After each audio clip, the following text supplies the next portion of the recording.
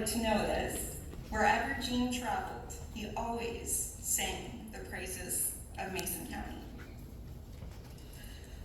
One of the interview-like conversations Gene and I had was about marriage. I'm going to quote his advice here on marriage. Overlook a lot of the little things. A particular example comes to mind when Gene scratched Patsy's new pickup. She was not happy.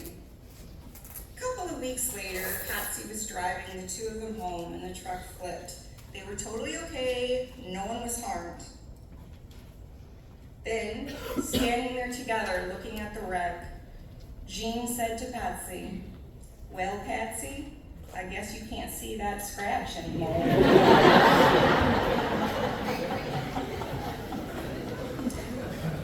I asked Gene what made him want to marry Patsy, and in a breathless sort of way, he said, "I'm quite fond of her." And another time, when speaking of Patsy, he said, "She is so beautiful." When we spoke of God, Papa Gene spoke of his sons. And here again I quote him.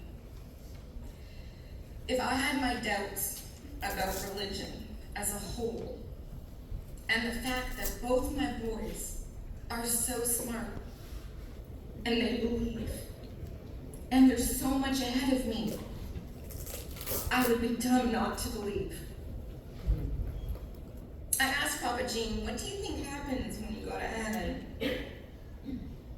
Pardon me. I asked him, "What do you think happens when you die?" Without hesitation, he very calmly said, "You go to heaven. What else would there be?" And he paused before saying, "I just hope there's motorcycles and beer."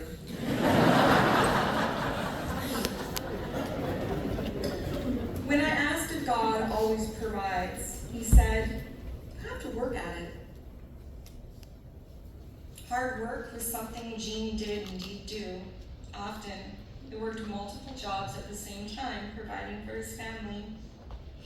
After being offered a third job at the feed store, he and Patsy agreed to pray about whether to take the job or pursue his dream of becoming an artist. The next morning, the choice was clear, and an artist was born. Papa Gene worked while also serving Mason and the community. He was a lifelong member and volunteer of this church, and he supported nonprofits for people and animals.